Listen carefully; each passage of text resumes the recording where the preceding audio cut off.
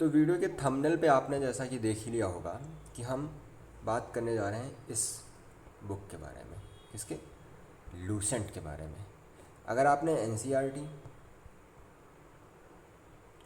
और घटनाचक्र की जो पुनरावलोकन सीरीज आती है, पूर्वावलोकन या पुनरावलोकन, वो नहीं पढ़ी है और आपको ये लोअर पीसीएस एग्ज़ाम देना है, तो भाई साहब बिना इसके नहीं होगा,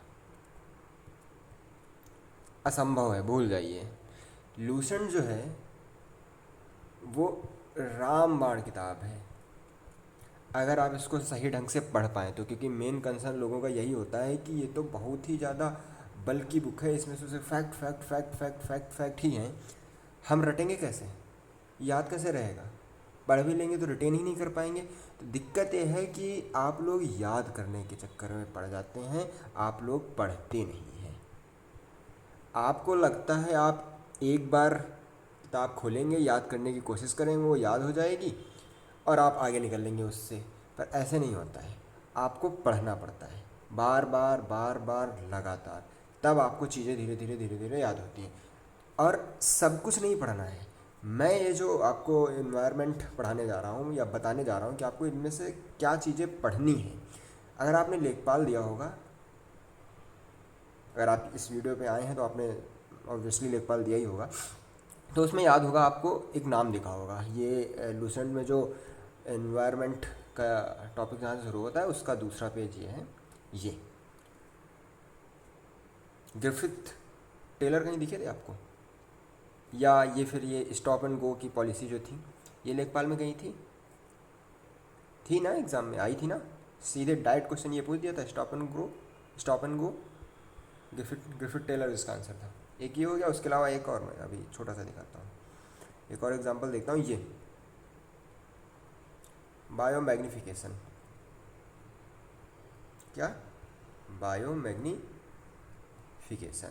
जिसमें जब हम पोषण स्तर में ऊपर जाते हैं तो जो वो होते हैं, जो पदार्थ संचित होते रहते हैं, खराब पदार्थ, वो जाते जाते जाते जाते ऊपर बढ़ते रहते हैं। ठीक है, जैववर्धन, ये क्या है? जैव अनिम्नीकरणीय प्रदूषणकारी पदार्थ पारिस्थितिकी तंत्र की खाद्य श्रृंखलाओं में विभिन्न पोषण स्तरों के माध्यम से उच्च खाद्य जीवों में स्थापित हो जाते हैं। यानी जो पॉल्यूटेंट्स हैं वो नीचे की पोषण स्तर से शुरू होते ऊपर के जो पोषण स्तर हैं उनको पहुंच जाते हैं। ये क्वेश्चन आया हुआ था आपके लेखपाल में। इसी तरह और भी क्वेश्चन लूसेंट से डायरेक्ट हुए थे। तो ये बुक पढ़नी ज़रूरी है। अगर आपको डर लगता है इससे और आपको लगता है कि हम कैसे ख़त्म करेंगे, तो साथ में मिलकर ख़त्म कर लेते हैं, कोई दिक्कत है नहीं। शुरू करते हैं। आपको क्या पढ़ना है, क्या छोड़ना है, मेरी ये अंडरलाइन की हुई बुक है, मैं आपको बताता जाता हूँ। आप अपनी बुक रखिए या आप पास में एक पेपर और पेन रखिए, आप नोट डाउन करते हुए चल सकते हैं, या इस वीडियो को भी कई बार रिपीट करके 2x पे देख सकते हैं। ठीक है, चलो लेट्स स्टार्ट। पहला क्वेश्चन क्या बन सकता है? पहली लाइन से पहला क्वेश्चन बन सकता है भाई साहब, ये है जो फ्रेंच शब्द आपको स्टेटमेंट दे देगा कि इन्वायरमेंट वर्ड जो है वो लैटिन भाषा से आया हुआ है, और चूंकि अधिकतर जो टर्मिनोलॉजी होती है वो लैटिन से आई हुई होती है, तो आप टिक मार के चले आएंगे। वो यहाँ फंसा सकता है आपको, वो कहे, वो लैटिन बोल देगा, आप टिक मार देंगे, लेकिन असल में जो इन्वायरमेंट शब्द है वो किस भाषा का शब्द है? मूल उसका कहाँ पे मिलेगा? वो मिलेगा फ्रेंच भाषा में। कौन से शब्द में? इन्वायरनर। इन्वायरनर जो है ये है फ्रेंच वर्ड, और इसका अर्थ होता है घेरना या घिरा हुआ। ये सब हम लोग हैं, ये सारी कुछ है, ये हमारे चारों तरफ जिस जो घेरा बना हुआ है ये है इन्वायरनर। और किस भाषा का शब्द है? ये है फ्रेंच भाषा का। बस वो ऐसे ही छोटी छोटी चीज़ें ढूंढता है। जैसे ये ग्रिफिथ टेलर एक लाइन में यहाँ पे चुपचाप छुपे हुए बैठे थे ना, उसने ढूंढ लिया और क्वेश्चन पुटअप कर दिया। वैसे इस लाइन से भी बन सकता है क्वेश्चन कि ये इन्वायरनर जो शब्द है वो लैटिन भाषा का है या फ्रेंच भाषा का है। कंफ्यूज होने के लिए बहुत है और आपका दिमाग आपको यहाँ ले जाएगा, लेकिन असल में आंसर क्या है? फ्रेंच वर्ड इन्वायरनर से एनवायरनमेंट वर्ड मिला है। ठीक है, अब ये वहीं सब इन्वायरमेंट की परिभाषा दी हुई है। अब यार इतने तो बच्चे हो नहीं कि इन्वायरमेंट की परिभाषा भी पढ़ने बैठो। ठीक है, उसके बाद ये आपको बार बार रिपीट होता है, पर्यावरण संरक्षण अधिनियम कब आया था? 1986 को। ये डायरेक्ट क्वेश्चन पूछा जा सकता है, इसका ईयर ही पूछते हैं। ठीक है, इसके बारे में हम आगे डिटेल में पढ़ेंगे तो अभी इसको बस याद रखो कि पर्यावरण संरक्षण अधिनियम खूब रिपीट होता है क्वेश्चन, ईयर इसका 1986 में, बहुत ही ज़रूरी चीज़ है।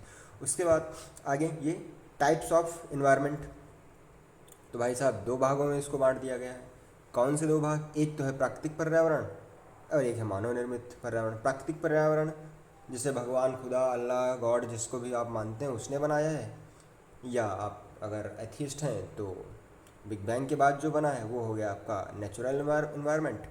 और एक होता है मानव निर्मित पर्यावरण जो आप और हम बना लेते हैं। कैसे बना लेते हैं? मान लीजिए आपने सिटीज़ डेवलप की हैं, तो आपने एक अर्बन अर्बन इन्वायरमेंट डेवलप कर रखा है, वो मानव निर्मित है, ठीक है। और जो आपके फॉरेस्ट हैं ये सब प्राकृतिक पर्यावरण में है, ठीक। तो ये प्राकृतिक पर्यावरण, इससे मतलब ये होता है कि हमारे जो भी आसपास है, जो हमारी भूमि है, जल है, वायु, पादप, जीव जंतु, ये सब मिलकर के जिस पर्यावरण का निर्माण करते हैं उसको कहते हैं प्राकृतिक पर्यावरण। और मानव निर्मित पर्यावरण वही जो हमने बताया, हमने अपनी आवश्यकताओं और अपनी सुविधाओं को ध्यान में रख करके कुछ निर्माण एवं परिवर्तन कर दिए हैं, ठीक है। ये पहले जंगल था, हमने इसको उड़ा दिया, काट दिया, डिफॉरेस्टेशन हो गया, ख़त्म, मामला गया। अब यहाँ पे क्या है? यहाँ पे बिल्डिंग्स हैं, यहाँ पे माइक्रोसॉफ्ट का ऑफिस है, यहाँ पे सीसीडी है जहाँ आप बैठ के कॉफ़ी पीते हैं, यहाँ पे मॉल है आपका जहाँ पे जा कर के आप एसी की हवा खाते हैं, अपने लिए कपड़े खरीदते हैं, मूवी देखते हैं पॉपकॉर्न खाते हुए। ये सब क्या है? ये सब है मानव निर्मित पर्यावरण, ठीक। तो पर्यावरण के कितने प्रकार हो गए? दो प्रकार हो गए, एक नेचुरल हो गया, एक हो गया मैन मेड। अब पर्यावरण के संगठक, संगठक मतलब होता है जिन चीज़ों से वो मिलकर के बनी होती हैं चीज़ें। जैसे ये है, ये एक दीवार है, इसमें ये ये एक ईंट, ये ईंट, ये जो चीज़ें हैं ये इसके संगठक हैं, इनसे मिलकर ये पूरी चीज़ कंप्लीट हुई है। तो पर्यावरण के संगठक कौन कौन से हैं ये पूछ लेता है कभी कभी कि आपको इनमें से कहीं पे कुछ 3 भौतिक दे के 1 जैविक दे देगा और आपसे एलिमिनेट करने के लिए पूछ लेगा, ठीक है। तो भौतिक या अजैविक संगठक जिनमें कार्बन की मात्रा नहीं है, कार्बन नहीं पाया जाएगा, वो क्या हो जाएंगे? अजैविक हो जाएंगे। इसमें क्या आएगा? आपकी ये लैंड आ जाएंगे, आपकी एयर आ जाएगी, आपकी वाटर आ जाएगी, ठीक है। ये आपके हो जाएंगे भौतिक। और जैविक में क्या आ जाएगा? ये सब आ जाएंगे, हमारे पेड़ पौधे आ जाएंगे, हम और आप आ जाएंगे, और ये जो हम कुत्ते, बिल्ली, शेर, चूहे, चीते देखते हैं ये सब आ जाएंगे। उसके अलावा इन सबको चलाने के लिए सबसे ज़रूरी कौन सी है? हमारी सोलर एनर्जी या फिर भूतापीय एनर्जी। मेन सोर्स तो हमारा सूर्य ही है ना, ऊर्जा का जो हमारा मेन सोर्स है वो तो यहीं से आता है ना। तो ऊर्जा संगठक, जैविक संगठक और अजैविक संगठक, ये तीनों मिल करके पर्यावरण का निर्माण करते हैं, ठीक। ये बहुत ऐसे रटने वाली चीज़ें नहीं है, कॉन्सेप्ट आपका हल्का फुल्का सा है, इसको समझ लेंगे, ये आपको पहले भी पता है, सब कुछ पता है, बस आप कभी ध्यान नहीं देते हैं। लेकिन अगर एग्ज़ाम में आ जाएगा तो आप एक बार को कन्फ्यूज़ हो सकते हैं, तो एक बार ऐसे नज़र डालते हुए चलिए, ठीक है। उसके बाद पर्यावरण की मुख्य विशेषताएं दे दी हैं, ठीक है। वही जैविक अजैविक तत्वों के योग को पर्यावरण कहते हैं। पर्यावरण से हमको क्या मिलता है, क्या लाभ होता है, ये सब ये विशेषताएं आप एक बार देख लीजिएगा, कुछ खास इससे फैक्ट है नहीं जो आपको एग्जाम में सीधे आ जाए। उसके बाद ये आ गया वैश्विक पर्यावरण प्रदर्शन सूचकांक। ये आपका हर दूसरे साल आता है, बदलता रहता है। 2002 में शुरू हुआ था, ठीक है। क्या? ग्लोबल इन्वायरमेंट परफॉर्मेंस इंडेक्स, ठीक।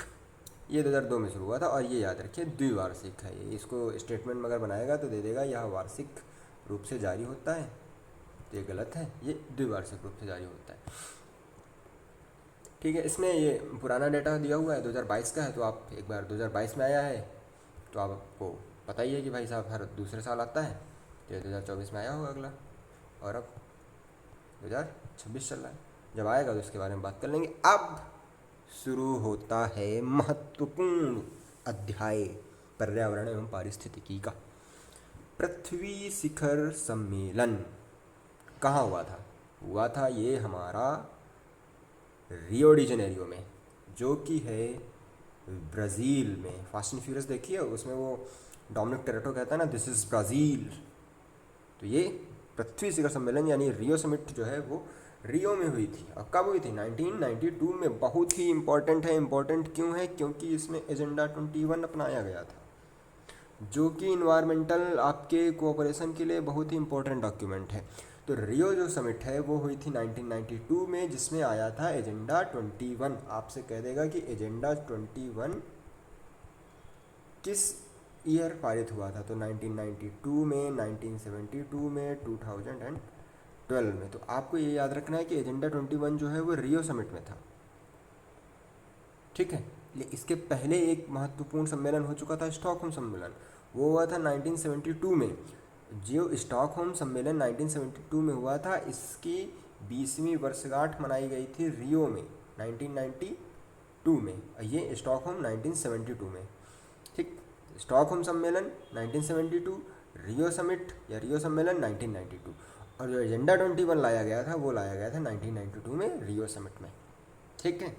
इसी में एक और इम्पॉर्टेंट क्वेश्चन है, वो मुझसे अंडरलाइन अभी फ़िलहाल नहीं है, मैं अभी अपने पे भी किए ले रहा हूँ कि वैश्विक पर्यावरण सुविधा की स्थापना, ये बहुत जरूरी क्वेश्चन है। जो ग्लोबल इन्वायरमेंट फैसिलिटी जो है, इसके बारे में भी रियो सम्मेलन में ही बात की गई थी। तो एजेंडा 21 हो गया, और ये ग्लोबल इन्वायरमेंट फैसिलिटी यानी कि वैश्विक पर्यावरण सुविधा, ये भी 1992 में था। तो ये दो आप फैक्ट नोट कर लीजिए। एक एजेंडा 21 कब आया? रियो समिट में। रियो समिट हुई कब थी? 1992 में। तो रियो आप याद रखिए ब्राज़ील में है, ठीक है। और स्टॉकहोम सम्मेलन कब हुआ था? ये हुआ था 1972 में। रियो समिट में दो चीज़ें हुई थी, एक एजेंडा 21 को अपनाया गया था, दूसरा ये ग्लोबल एनवायरनमेंट फैसिलिटी वैश्विक पर्यावरण सुविधा की स्थापना कर दी गई थी, ठीक है। ये आ गया, ये वही चीज़ आपकी लिखी हुई है जो मैंने यहाँ पे शॉर्ट में एजेंडा 21 लिख रखा है। रियो पृथ्वी शिखर सम्मेलन 1992 की मुख्य उपलब्धि एजेंडा 21 थी, ठीक है। एजेंडा 21 हमारे एनवायरनमेंट को बचाने के लिए, उसके लिए काम करता है। उसमें ये सारे चार उद्देश्य हैं, ये आप एक बार पढ़ लीजिएगा। उसके बाद ये जो पृथ्वी सम्मेलन 1992 में हुआ था, इसी से ये +5 +10 +20 करके निकले हैं। तो +5 तो ऐसे बहुत ज़्यादा कभी पूछा नहीं गया, पर ये रिपीटेड क्वेश्चन है, ये तो ज़रूरी है। 1992 से 10 सालों के बाद 2002 में ये हुआ था, जिसको कहते हैं रियो +10 जोहान्सबर्ग में, साउथ अफ्रीका में। और 1992 में +10 करेंगे तो आप जाएंगे जोहान्सबर्ग, और 1992 में +20 करेंगे तो आप फिर से वहीं चले जाएंगे रियो में, ठीक है। तो रियो समिट कब हुई थी? 1992 में, जिसमें एजेंडा 21 आया था और ग्लोबल एनवायरनमेंट फैसिलिटी स्थापना हुई थी। रियो 10 कहाँ हुआ था? जोहान्सबर्ग में। रियो 20 कहाँ हुआ था? रियो डी जनेरियो में वापस, ठीक है। अब आ जाते हैं अपने भारत में, प्यारे भारत में जो पर्यावरण संरक्षण से संबंधित जो अधिनियम है उसके बारे में। इसमें हमारा नेशनल ग्रीन ट्रिब्यूनल, इसकी ये इस्टेब्लिशमेंट की जो डेट है ये बहुत ही इंपॉर्टेंट है। कब इस्टेब्लिश हुआ था? 18 अक्टूबर 2010 में। एनजीटी की स्थापना की डेट याद रखिए, UPSSC पूछ सकता है, ठीक। ये आ गए, इसकी मैं बात कर रहा था ना, दूसरे पैराग्राफ में ही थी, पर्यावरण संरक्षण अधिनियम 1986। ये थोड़ा सा ब्लर फोटो आई है तो आप मैनेज करिएगा। पर्यावरण संरक्षण अधिनियम 1986 जो स्टॉकहोम सम्मेलन हुआ था ना 1972 में, इसमें पर्यावरण के बारे में खूब सारी बात हुई। तो जब पर्यावरण के बारे में बात होने लगी तो अलग अलग नेशंस ने सोचा कि अब हमें भी कुछ ना कुछ काम करना होगा इसके लिए। तो भारत में भी इस पर काम हुआ। भारत में कब काम हुआ? 1986 में पर्यावरण संरक्षण अधिनियम ले आया। और मोस्टली जितने भी इन्वायरमेंटल कंजर्वेशन के कार्य होते हैं, इन्वायरमेंट कंजर्वेशन के जितने भी कार्य होते हैं, वो सब मोस्टली इसी के अंतर्गत आते हैं। तो इसको क्या बोला जाता है? Umbrella act. अम्ब्रेला वो होता है ना, अम्ब्रेला ऐसे बन गया ना तो सब कुछ इसके नीचे आ गया। ये हो गया हमारा अम्ब्रेला, सॉरी जैसे भी बनता है, गुलाबी, लाल, पीला, काला। तो ये लिखा हुआ है। प्रथम मानव पर्यावरण सम्मेलन यानी कि वही स्टॉकहोम सम्मेलन कब हुआ था? 1972 में। के निर्णयों को क्रियान्वित करने के लिए पर्यावरण संरक्षण अधिनियम 1986 पारित किया गया। इसे छाता विधान, वही छाता विधान कहा जाता है, ठीक है। भोपाल गैस त्रासदी के बाद भारत सरकार ने संविधान के अनुच्छेद 253 के तहत पर्यावरण संरक्षण अधिनियम 1986 को पारित किया था। अब ये भोपाल गैस त्रासदी कब हुई थी? 2 और 3 दिसंबर की बीच में 1984 में, ठीक है, याद रखिए। अब इसके बारे में अगर आपको और डिटेल चाहिए तो बता देंगे, वो अलग से एक वीडियो बन जाएगी, ठीक है। वो जितने भी मैन मेड डिजास्टर्स हैं उसके बारे में पढ़ते हैं, जहाँ पे हम भोपाल गैस त्रासदी पढ़ते हैं, चेरनोबिल पढ़ते हैं, ठीक है, वो सब वहाँ पे, ठीक है। अब इको मार्क के बारे में पूछ लेते हैं। इको मार्क एक तरीके के ऐसे मार्किंग सिस्टम होता है जो कि जो जितने भी हमारे प्रोडक्ट हैं, अगर उनसे इन्वायरमेंट को कोई खतरा नहीं पहुँच रहा है तो उन पर इको मार्क सरकार लगाती है। और ये जो इको मार्क है इसकी स्टार्टिंग कब हुई थी? 1991 में। ये ईयर आपके लिए इम्पॉर्टेंट है, आपको सब कुछ नहीं रटना है। इको मार्क क्या होते हैं? जो इन्वायरमेंट को हम नहीं पहुंचाते हैं प्रोडक्ट, उन पे इको मार्क लगाया जाता है। और शुरू कब से हुआ था? 1991 में। ठीक है, ये एक जेनेटिक इंजीनियरिंग अनुमोदन समिति है, जेनेटिक इंजीनियरिंग एक्रेडिटेशन कमेटी।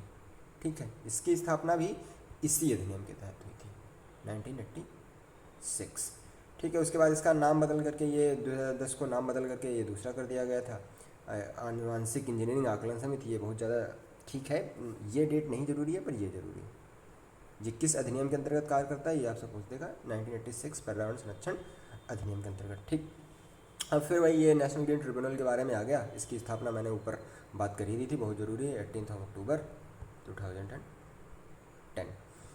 अब शुरू होता है संगठन और संस्थानों की बात, जो कि इन्वायरमेंट को बचाने के लिए काम कर रहे हैं इंटरनेशनल लेवल पे और नेशनल लेवल पे। नेशनल लेवल पे तो सबसे ज़्यादा जो रोल है वो एनजीटी का है, उसके बारे में हमने पढ़ लिया। 18 अक्टूबर 2010 की स्थापना हुई थी। और एक इसके बाद अच्छी बात यह है कि इसके पास जो भी मुद्दे आते हैं उनको इसको 6 मंथ्स में रिजॉल्व करके ख़त्म करना होता है। ये इसके ऊपर एक ऑब्लिगेशन है, इसको 6 महीने में अपने मैटर सॉल्व करने पड़ेंगे। किसको? एनजीटी को, जिसकी स्थापना हुई थी 18 अक्टूबर 2010 को। ठीक, अब एक संगठन ये है United Nation Environmental Programme, UNEP, जिसकी स्थापना हुई थी 1972 में। वही जब स्टॉकहोम कन्वेंशन हुआ था, स्टॉकहोम कन्वेंशन 1972 में हुआ था, और यहीं पे आपकी यूनेप की स्थापना हुई थी, संयुक्त राष्ट्र पर्यावरण कार्यक्रम, यूनाइटेड नेशन एनवायरमेंट प्रोग्राम।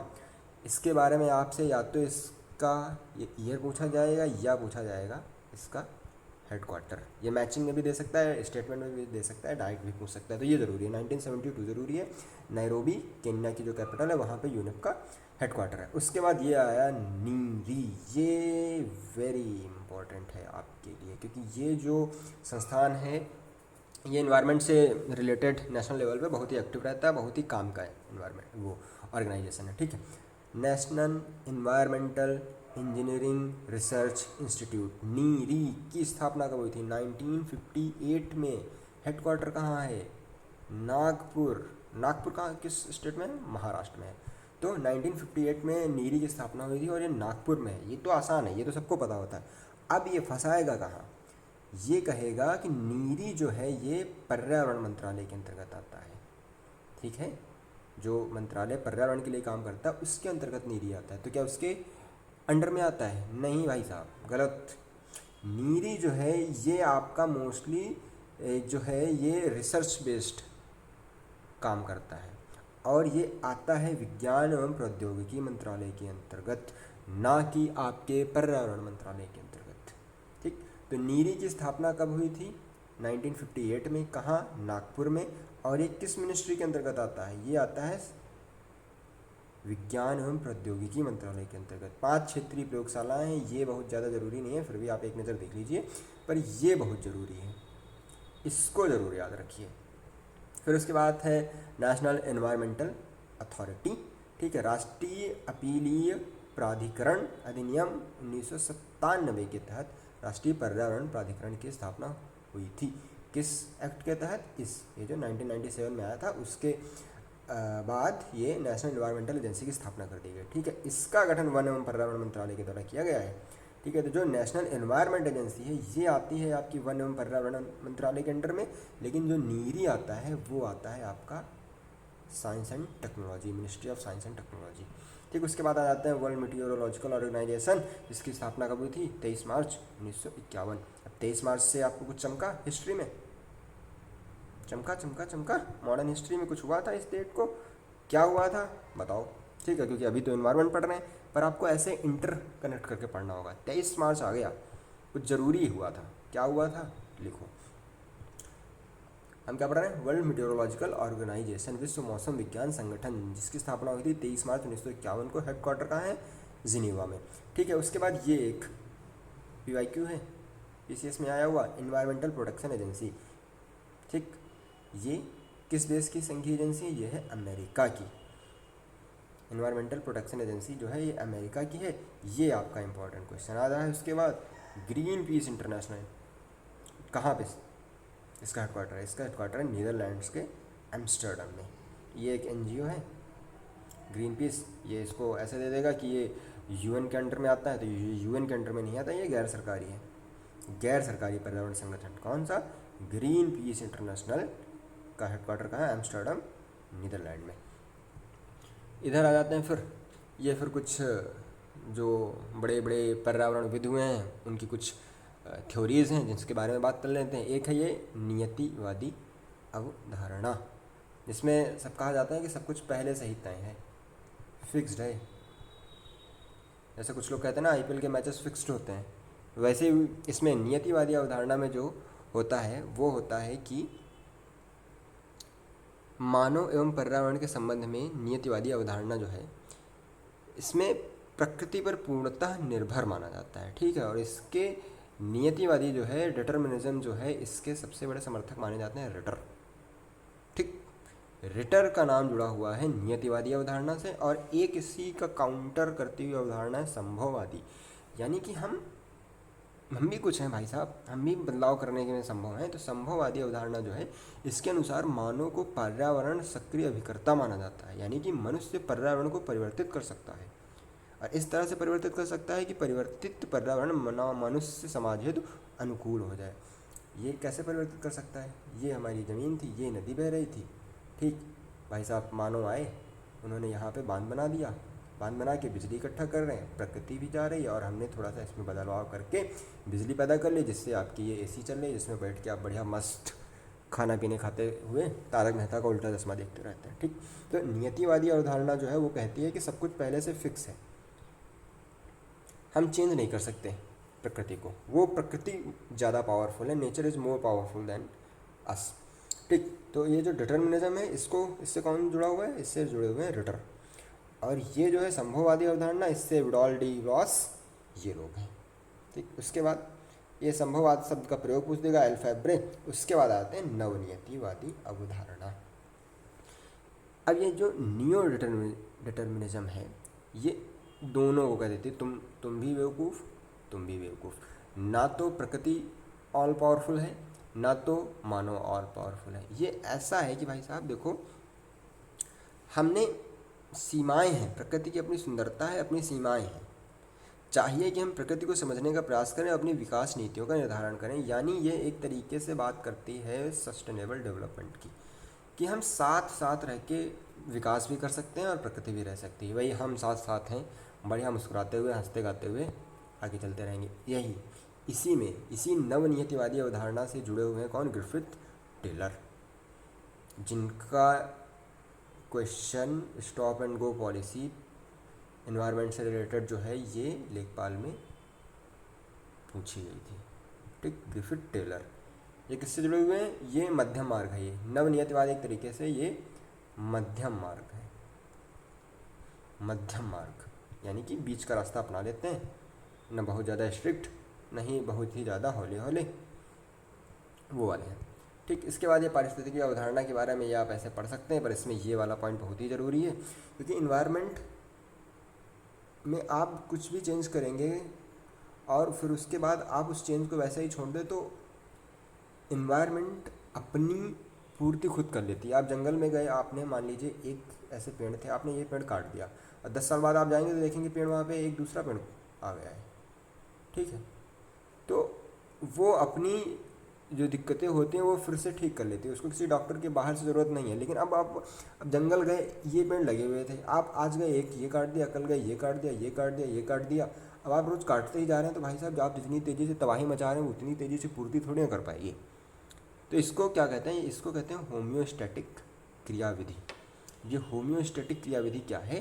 पर्यावरण में एक अंतः निर्मित स्वतः नियंत्रण क्षमता होती है कि वो जो है सुधार कर सकती है खुद, उसको कहते हैं होम्योस्टैटिक क्रियाविधि।